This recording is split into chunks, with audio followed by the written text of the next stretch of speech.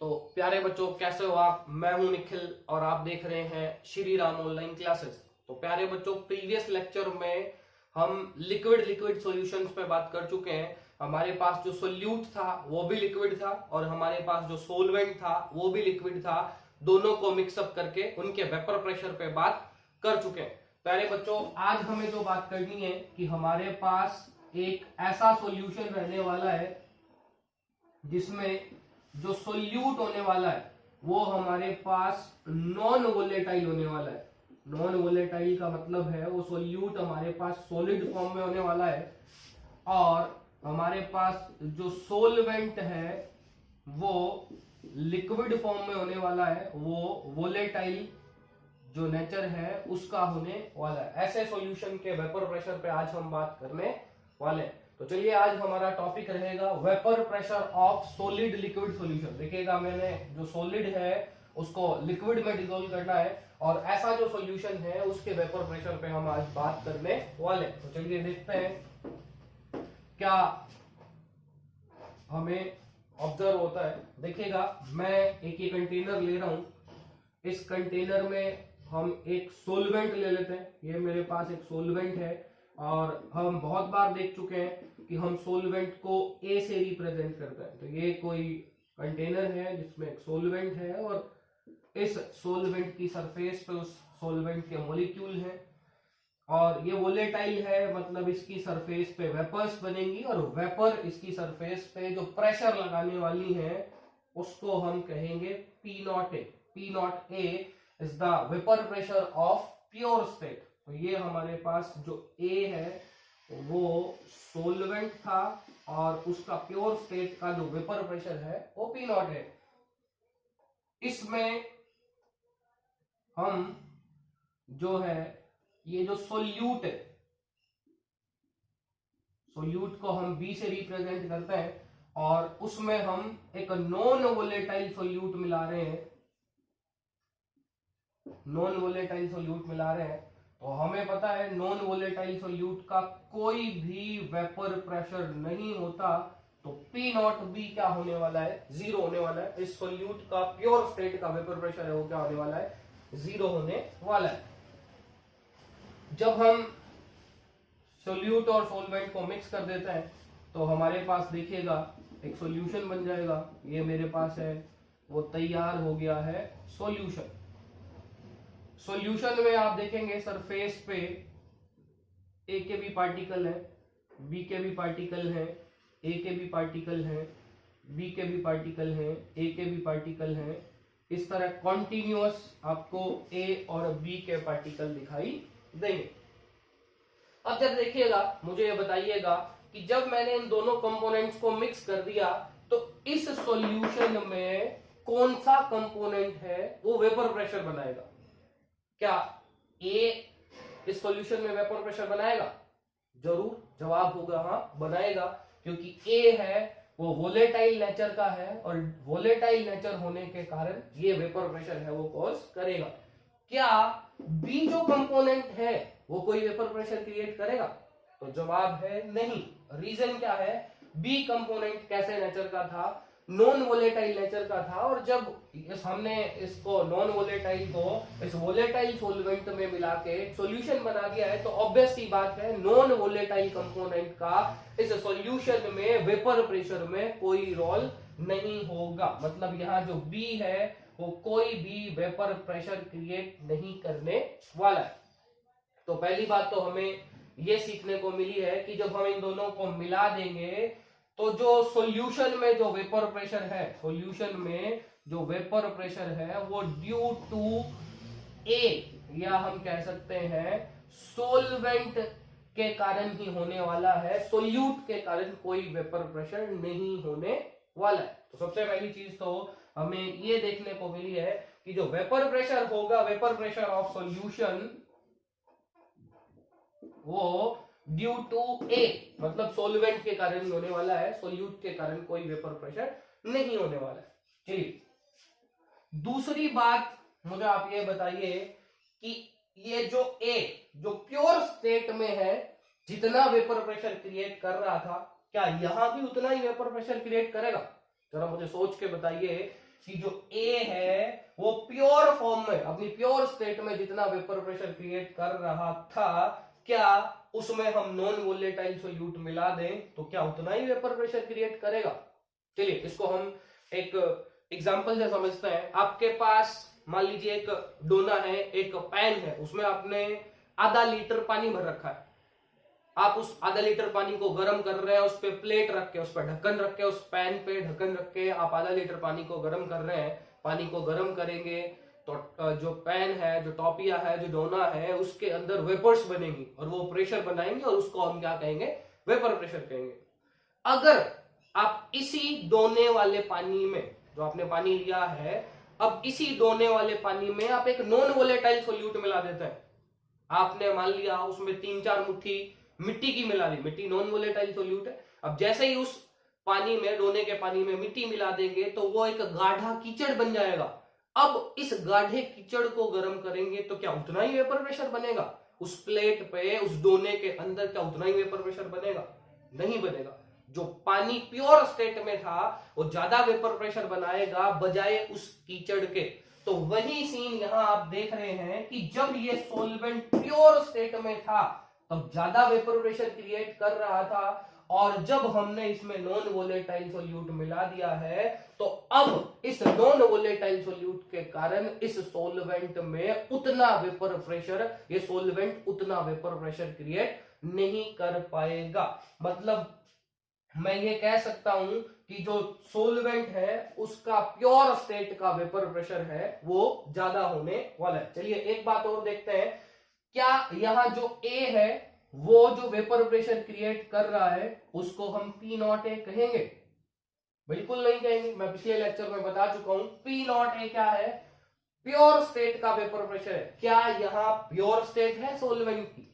बिल्कुल नहीं है। हमने सॉल्वेंट और सोल्यूट को है वो मिला दिया है, तो यहां हम ए जो वेपर प्रेशर क्रिएट कर रहा है उसको P0A नहीं कहेंगे, उसको हम कहेंगे PA। और PA पिछले लेक्चर में आप देख चुके हैं क्या था? पार्शियल वेपर प्रेशर ऑफ ए हमने सॉल्वेंट माना है, मतलब जो सॉल्वेंट जो पार्शियल वेपर प्रेशर बना रहा है वो है PA। तो यहाँ A जो वेपर प्रेशर क्रिएट करेगा उसको हम PA कहेंगे, and the PA is the partial vapour pressure of A in the solution. तो हम देख रहे हैं कि जो P0A प्योर स्टेट का वेपर प्रेशर होगा वो ऑलवेज ग्रेटर देन होगा किससे? PA से, है ना? तो मिट्टी वाले एग्जांपल से आप देख चुके हैं, लेकिन इसको लॉजिकली अगर हम देखें तो लॉजिकली समझिएगा क्या क्या सीन है। देखिएगा, जब हम प्योर सॉल्वेंट की बात कर रहे थे तो हमारे पास सरफेस पे केवल और केवल एक ही मॉलिक्यूल्स है, लेकिन यहां सरफेस पे कुछ मॉलिक्यूल्स ए हैं और कुछ मॉलिक्यूल्स किसके हैं? बी के हैं। बी है वो नॉन वोलेटाइल है, जबकि ए है वो सारे के सारे मॉलिक्यूल्स हैं वो क्या है? वोलेटाइल है। मैं पिछले लेक्चर्स में आपको बता चुका हूं कि जो वेपर प्रेशर है वो कॉज होता है इवेपोराइजेशन से। इवेपोराइजेशन है वो एक सरफेस फिनोमिना है। यहां सरफेस पे सारे के सारे मॉलिक्यूल्स वोलेटाइल नेचर के थे, सारे के सारे मॉलिक्यूल्स वेपर क्रिएट कर रहे थे, तो यहाँ का वेपर प्रेशर ज्यादा था। लेकिन यहां देखेंगे कुछ ए को नीचे की तरफ धकेल कर, जो सरफेस पे जो ए थे उनको इस बी ने नीचे की तरफ धकेल दिया है और सरफेस पे खुद जगह बना ली है। तो सरफेस पे सारे के सारे मॉलिक्यूल्स हैं वो वोलेटाइल नेचर के नहीं है। कुछ जो मॉलिक्यूल्स हैं, कुछ जो पार्टिकल हैं, उनकी नेचर कैसी है? नॉन वोलेटाइल है। मतलब सरफेस पे जो इवेपोराइज्ड होने वाले मॉलिक्यूल्स हैं उनकी संख्या क्या होने वाली है? कम होने वाली है। इसीलिए जब हम नॉन वोलेटाइल सॉल्यूट किसी प्योर सॉल्वेंट में मिक्स कर देते हैं तो जो सॉल्यूशन है उसका जो अल्टीमेट जो वेपर प्रेशर है वो प्योर सॉल्वेंट से क्या हो जाता है? कम हो जाता है। तो ये दो बातें हमें सीखने को मिली। चलिए देखिएगा, जैसे मैंने कहा कि इसका जो सॉल्वेंट है उसका प्योर स्टेट का जो वेपर प्रेशर है वो 100 बार था, और जैसे ही हमने इसमें नॉन वोलेटाइल सॉल्यूट मिला दिया है तो सॉल्यूशन बन गया है और सॉल्यूशन का वेपर प्रेशर कम हो जाएगा, और कम होने के कारण मान लिया वो 20 बार कम हो गया है और इसका वेपर प्रेशर है वो क्या हो गया है, 80 बार हो गया है। तो यहां जो कमी आई है वेपर प्रेशर में, जो कमी आई है due to non volatile solute, इसी कमी को हम एक नाम देते हैं, वो नाम है लॉवरिंग इन वेपर प्रेशर। जो कमी आ गई है नॉन वोलेटाइल सोल्यूट के कारण, हम उसको एक स्पेशल नाम देते हैं, या कमी है इसीलिए हम उसे कहते हैं कि लॉवरिंग इन वेपर प्रेशर हो गया है। इट मींस जब हम किसी प्योर वोलेटाइल सॉल्वेंट में हम कोई नॉन वोलेटाइल सोल्यूट मिला देते हैं तो उसके वेपर प्रेशर में क्या आ जाती है, कमी आ जाती है, और इसी कमी को क्या कहा जाता है, लॉवरिंग इन वेपर प्रेशर। तो चलिए आगे की तरफ चलते हैं। देखिएगा हमने दो बातें सीखी हैं। पहली बात ये थी कि जो सॉल्यूशन है उसमें जो वेपर प्रेशर क्रिएट हो रहा है वो केवल और केवल किसके कारण क्रिएट हो रहा है, ए के कारण क्रिएट हो रहा है, और जो सॉल्यूशन का वेपर प्रेशर है मैं कह सकता हूं वो किसके बराबर है, वो पार्शियल प्रेशर ऑफ ए या पार्शियल प्रेशर ऑफ सोलवेंट के बराबर है। क्योंकि यहां जो वेपर प्रेशर बन रहा है उसको हमने क्या नाम दिया है, पीए, और यही पूरा वेपर प्रेशर किसका है, सॉल्यूशन का वेपर प्रेशर है। क्योंकि बी तो कोई वेपर प्रेशर बना ही नहीं रहा है, बी का वेपर प्रेशर 0 है, मतलब जो सॉल्यूशन का वेपर प्रेशर है वो जस्ट इक्वल होने वाला है पार्शियल वेपर प्रेशर ऑफ ए के। चलिए प्रीवियस लेक्चर में मैं आपको जो है राउल्ट्स का लॉ पढ़ा चुका हूं, लास्ट लेक्चर में पढ़ाया था राउल्ट्स लॉ। राउल्ट्स लॉ क्या कहते हैं कि किसी भी कंपोनेंट का जो पार्शियल वेपर प्रेशर है वो सॉल्यूशन में उस कंपोनेंट की मोल फ्रैक्शन के डायरेक्ट प्रोपोर्शनल होता है। कि अगर हम इस सॉल्यूशन में माने कि मैंने इस सॉल्यूशन में अगर ए की मोल फ्रैक्शन एक्स ए है और बी की मोल फ्रैक्शन एक्स बी है, तो ए जो पार्शियल वेपर प्रेशर कॉज करेगा वो किसके डायरेक्टली प्रोपोर्शनल होने वाला है, एक्स ए, और सॉरी जीटा ए जो है उसके डायरेक्ट प्रोपोर्शनल होने वाला है। तो यहां से डायरेक्ट प्रोपोर्शनल साइन हटाएंगे तो पी ए बराबर हो जाएगा पी नॉट ए जीटा ए। क्योंकि हम ऊपर देख चुके हैं पी ए किसके बराबर था, या पी जो सॉल्यूशन है, जो वेपर प्रेशर सॉल्यूशन का है वो किसके बराबर था, पार्शियल वेपर प्रेशर ऑफ ए के। तो यहां से मैं पी ए की जगह लिख सकता हूं पी एस, ये हो जाएगा पी एस बराबर पी नॉट ए जीटा ए। चलिए आगे की तरफ चलते हैं। मैं दोस्तों ये इधर की तरफ इरेज कर रहा हूं, ये डायग्राम इरेज कर रहा हूं मैं। तो प्यारे बच्चों आप एक बात जानते हैं, ये भी आप बात जानते हैं कि जो सॉल्यूशन है उसमें जितने कंपोनेंट्स होते हैं उनकी मोल फ्रैक्शन का सम है वो 1 होता है। तो यहां से आप देखेंगे एक्स ए का वैल्यू क्या आ जाएगा, या जीटा ए का वैल्यू क्या आ जाएगा, 1 माइनस जीटा बी आपके पास आने वाला है। तो जीटा ए का वैल्यू रख दूंगा मैं 1 माइनस जीटा बी। तो यहां से देखिएगा पी सॉल्यूशन क्या होने वाला है, यहाँ इस टर्म में अगर हम जीटा ए की वैल्यू रख देते हैं तो पी सॉल्यूशन होने वाला है पी नॉट ए, और जीटा ए की वैल्यू हो जाएगी 1 माइनस जीटा बी।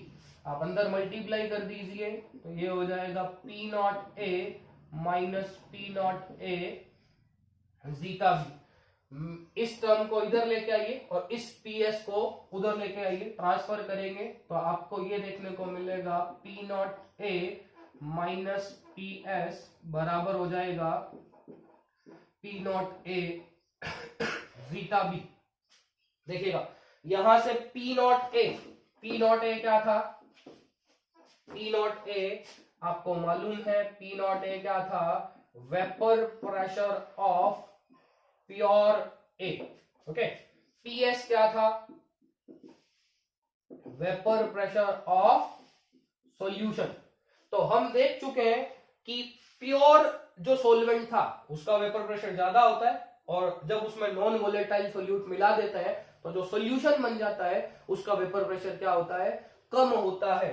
तो हमने पीछे एग्जांपल लिया था कि जो प्योर सॉल्वेंट है उसका वेपर प्रेशर हमने 100 बार माना था, और उसमें जब हमने नॉन वोलेटाइल सोल्यूट मिला दिया तो उसका जो वेपर प्रेशर है, वो जो सॉल्यूशन बना उसका वेपर प्रेशर क्या हो गया, 80 बार हो गया। तो दोनों का डिफरेंस देखें तो हमें पता चला था कि दोनों का डिफरेंस आया है 20 बार। मतलब प्योर सोलवेंट में नॉन वोलेटाइल सोल्यूट मिलाने से जो सोलवेंट है उसके वेपर प्रेशर में 20 बार की क्या आ गई है, कमी आ गई है। इसी कमी को हम क्या कह रहे थे, लोवरिंग इन वेपर प्रेशर। तो इन दोनों के डिफरेंस को हम रिप्रेजेंट करते हैं डेल्टा पी से। मतलब जो डेल्टा पी है वो क्या है, लोवरिंग इन वेपर प्रेशर। जो वेपर प्रेशर है उसमें कितनी कमी आ गई है उसको हम रिप्रेजेंट कर रहे हैं डेल्टा पी से, जो कि बराबर आ जाएगा P nought A zeta B से। जीटा बी आप देख चुके हैं क्या है, जीटा बी है वो है मोल फ्रैक्शन ऑफ सोल्यूट। जो नॉन वोलेटाइल सोल्यूट है जीटा बी, उस नॉन वोलेटाइल सोल्यूट का क्या है, मोल फ्रैक्शन है। अब देखिएगा पी नॉट ए को इसके अपॉन में लेंगे तो delta P upon P nought ए बराबर हो जाएगा जीटा बी। इस जो delta P upon P nought ए है इसे भी हम एक स्पेशल नाम देते हैं जिसे कहते हैं relative lowering in vapour pressure. Relative का मतलब क्या है, देखिएगा डेल्टा पी हमने देखा अभी, डेल्टा पी सॉल्यूशन के वेपर प्रेशर में डिफरेंस कितना आया था, या जो लॉवरिंग हुई थी वो कितनी हुई थी, 20 बार की। और जो प्योर सोलवेंट का जो वेपर प्रेशर था वो कितना था, 100 बार था। तो रिलेटिव का मतलब क्या है, रिलेटिव मतलब सापेक्ष की 100 के सापेक्ष कितने की कमी आई है, 20 की कमी आई है। कि हमारे पास ओरिजिनल जो सोलवेंट था उसका जो वेपर प्रेशर था वो कितना था, 100। तो 100 के सापेक्ष हमने जब उस प्योर सोलवेंट में कोई नॉन वोलेटाइल सोल्यूट मिला दिया है तो वेपर प्रेशर की कमी कितनी आई है, 20 की कमी आई है। तो delta P upon P not को एक स्पेशल नाम दिया जाता है relative lowering in vapour pressure. और आप यहां से देख सकते हैं रिलेटिव लॉवरिंग इन जो वेपर प्रेशर है वो बराबर किसके है, जीटा बी के है, mole fraction of non volatile solute के। मतलब जो रिलेटिव लॉवरिंग है वो उतनी ज्यादा होगी जितना ज्यादा हम नॉन वोलेटाइल सोल्यूट उस प्योर सोलवेंट में मिक्स करने वाले हैं। जैसे हमने एग्जांपल जो डोने वाला लिया था कि अब डोने में जितनी ज्यादा मिट्टी मिलाते जाओगे, डोने में आप जितनी ज्यादा मिट्टी मिलाते जाओगे जो कीचड़ है उतना गाढ़ा होता चला जाएगा और उसकी वेपर बनाने की टेंडेंसी उतनी कम होती चली जाएगी और वेपर प्रेशर में लॉवरिंग है वो उतनी ही ज्यादा होती चली जाएगी। लॉजिकली देखें तो जब हम नॉन वोलेटाइल सोल्यूट मिलाते जाएंगे तो जो सॉल्यूशन का जो सरफेस है उस पर सोलवेंट मॉलिक्यूल की बजाय जो नॉन वोलेटाइल सोल्यूट है उनकी कंसेंट्रेशन बढ़ती चली जाएगी, क्योंकि हम लगातार जो है नॉन वोलेटाइल सोल्यूट सोलवेंट में ऐड कर रहे हैं। तो जो एक कंडीशन, जो सरफेस के जो मॉलिक्यूल्स हैं, सरफेस पे जो रहने वाले मॉलिक्यूल्स हैं उनमें कंसेंट्रेशन ज्यादा हो जाएगी नॉन वोलेटाइल सोल्यूट्स की, और नॉन वोलेटाइल सोल्यूट है उनकी जो टेंडेंसी है वो इवेपोराइज होने की नहीं है।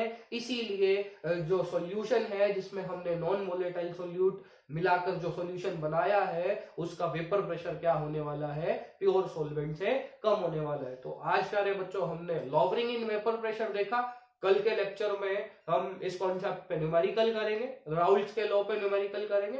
तो प्यारे बच्चों लगातार पढ़ते रहिए, घर रहिए, सुरक्षित रहिए। धन्यवाद।